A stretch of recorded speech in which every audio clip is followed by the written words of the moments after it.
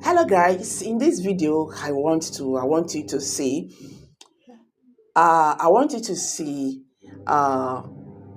and understand that Mazi Nnamdi Kanu's continued detention in the DSS custody is not just because the government do not want him released. AGF Abubakar Malami sworn a vow to make sure he dealt with Mazi Nnamdi Kanu. You can now understand why majority of people, said when the court discharged and acquitted Mazi Nnamdi Kanu and he refused him to go, they said, see, he be like say this man get personal hatred. He get personal business with the IPOB leader and the then former president of Nigeria.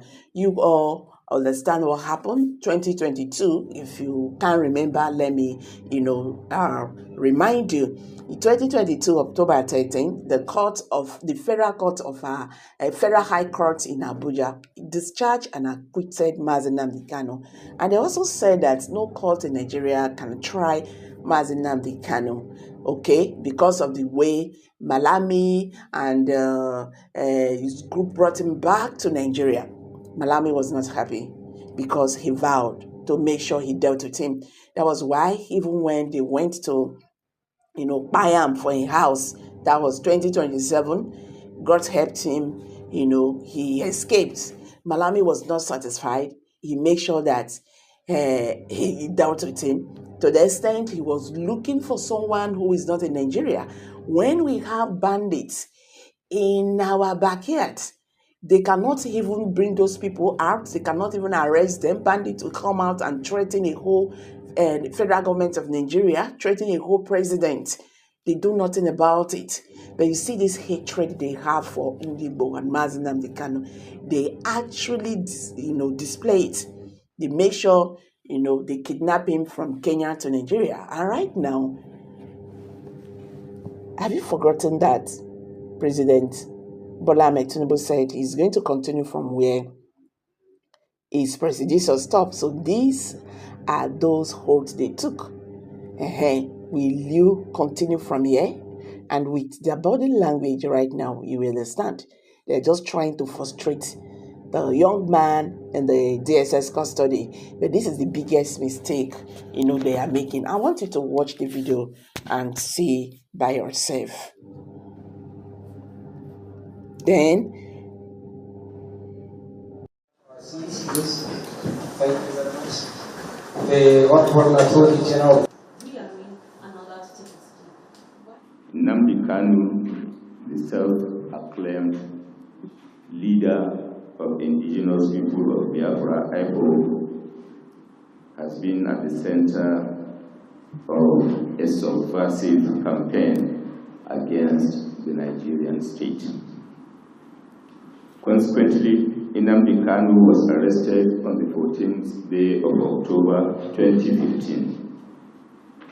He was charged to court for treasonable felony, among other crimes.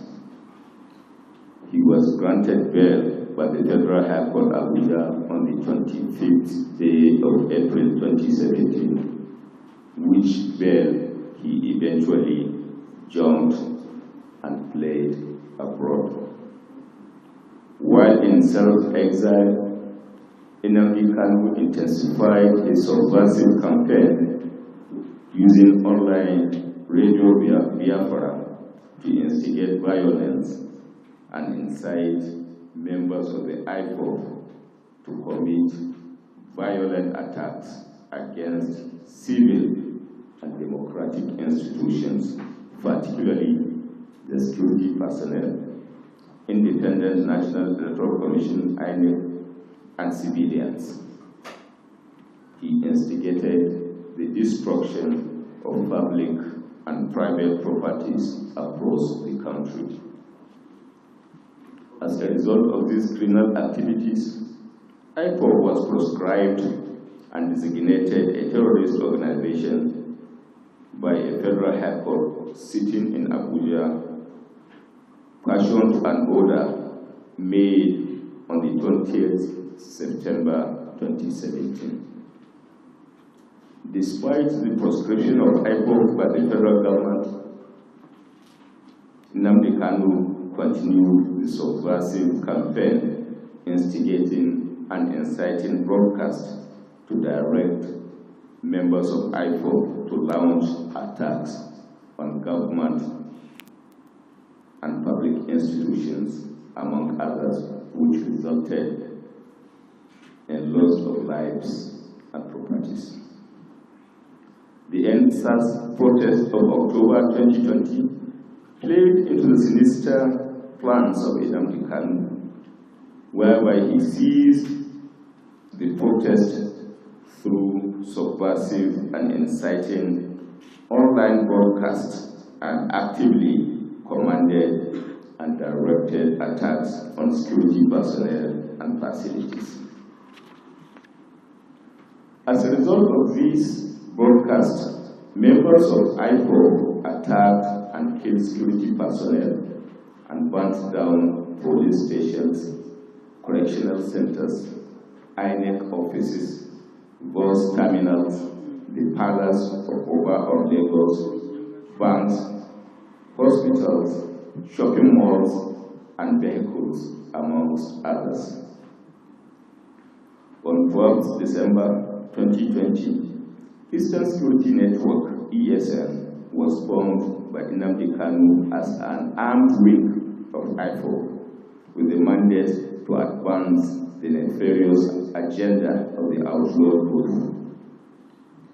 ESN continues to launch attacks on security personnel, civilians perceived as enemies, as well as destruction of private and public properties.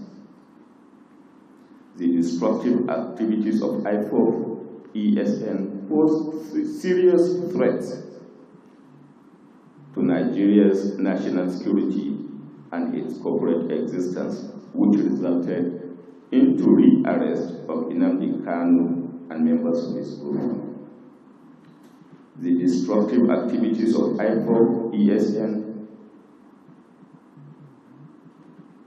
which indeed pose serious threats to Nigeria's national security and its corporate existence, had indeed eventually resulted in the arrest of Nnamdi Kanu precisely in June 2021, and some members of his group led to the inauguration of a presidential ad hoc committee comprising 24 members drawn from Federal Ministry of Justice, Federal Ministry of Information, Nigeria Police Force, Department of State Services, National Intelligence Agency, NIA, and indeed Defense Intelligence Agency, DIA.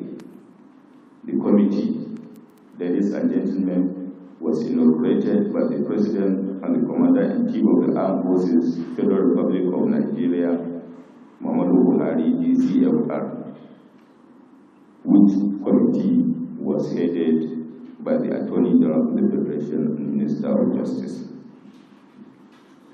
The essence of this press conference is to intimate Nigerian public of the fact that the committee had indeed submitted its report, and the committee, among others, finds as a fact that consequent upon the instigating directives of Nnamdi Kanu, members of IPOB ESN carried out massive attacks on democratic institutions, especially INEC facilities, with a view to hampering democratic process in Nigeria. These attacks that were carried out between October 2020 and June 2021 include the following. 1. That acting on the instigating directives of Nnamdi Kanu, IPOB members and NSAS protesters attacked and killed many security agents, destroyed several public and private properties, including police stations, public transport buses, and other facilities across the country.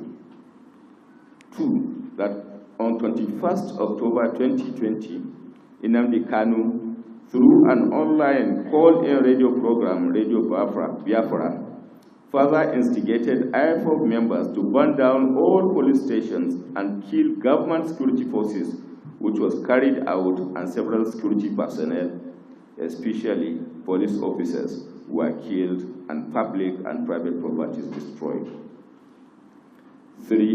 175 security personnel were in consequence killed by IFOB ESN, comprising 128 policemen, 37 military personnel, and 10 other security operatives across the country. 4. Killing of prominent Nigerians. Recently, there were gruesome killings of traditional rulers, Obi-Wan of Okodo Autonomous Community, Eze and Anayochukwu, Dureburo and Eze Samson Osunwa of Ihebi-Niore Autonomous Community, as well as the killing of Alhaji Ahmed Golak on 30th May 2021.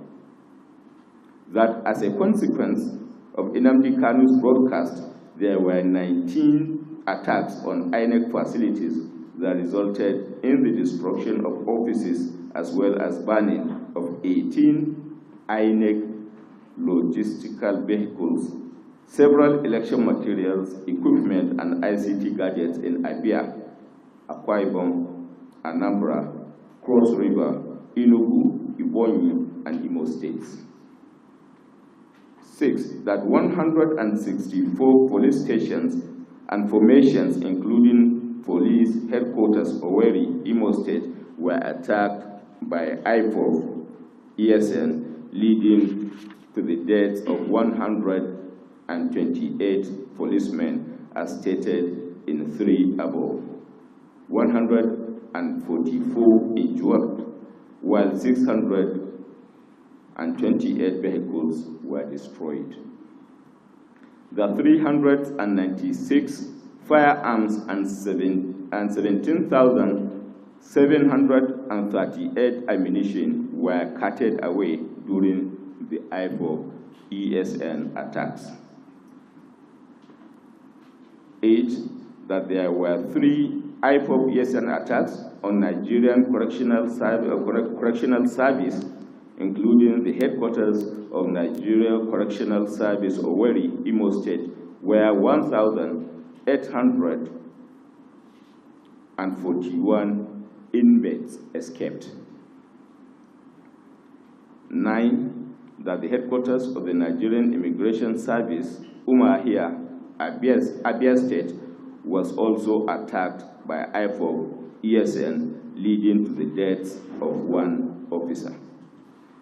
That there were several IFOB ESN attacks and destruction of public and private properties during the ENSAS and Biafra agitations across the country, especially in the southeast and south-south regions, notably the Palace of Oba of Lagos, where 12 flats were completely looted and vandalized.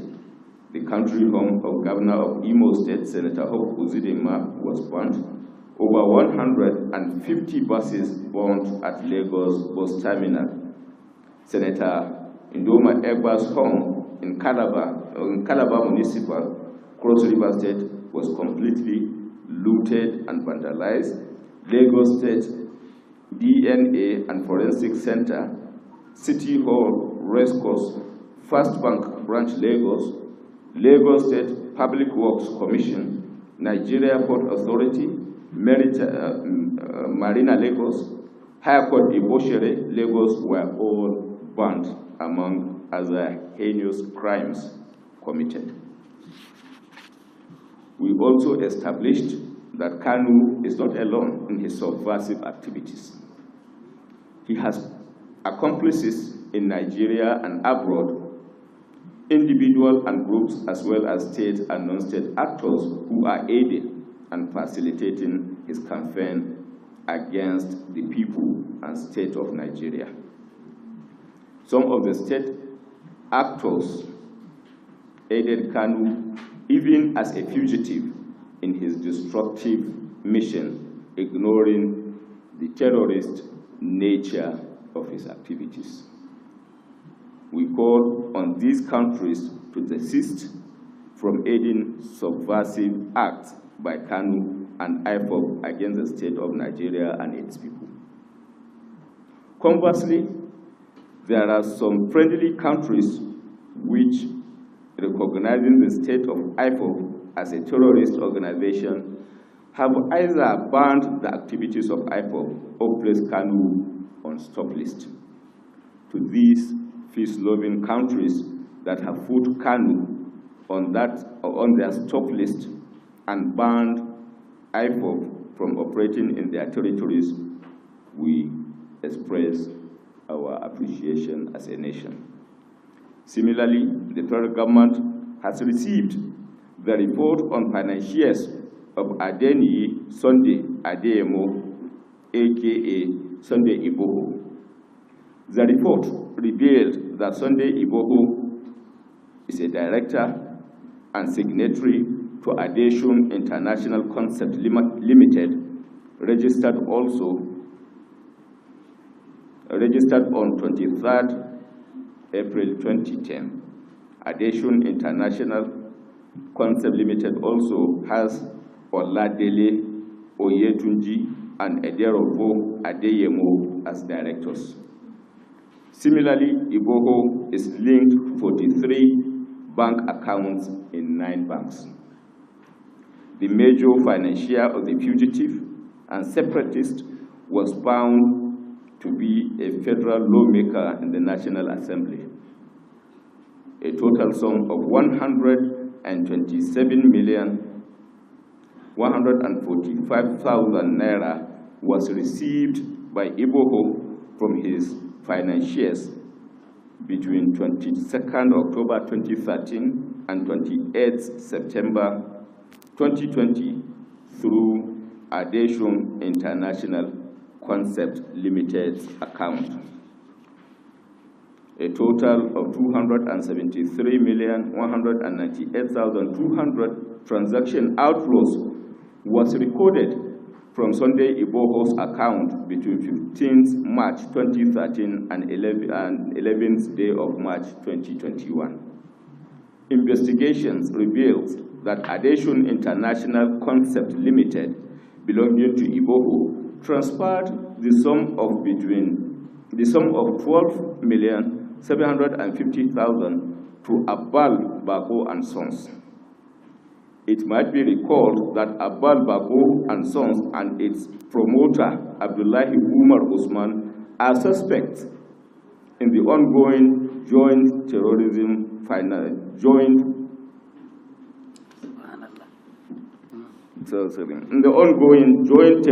financing investigation. Abdullahi Umar is by way of financial transactions also connected to Suraju Abubakar Muhammad, who was sentenced, for your information, to life imprisonment in United Arab Emirates on charges of financing terrorism, Boko Haram. This report shows the nexus between separatist agitation, terrorism financing, and disruption of peace in the country.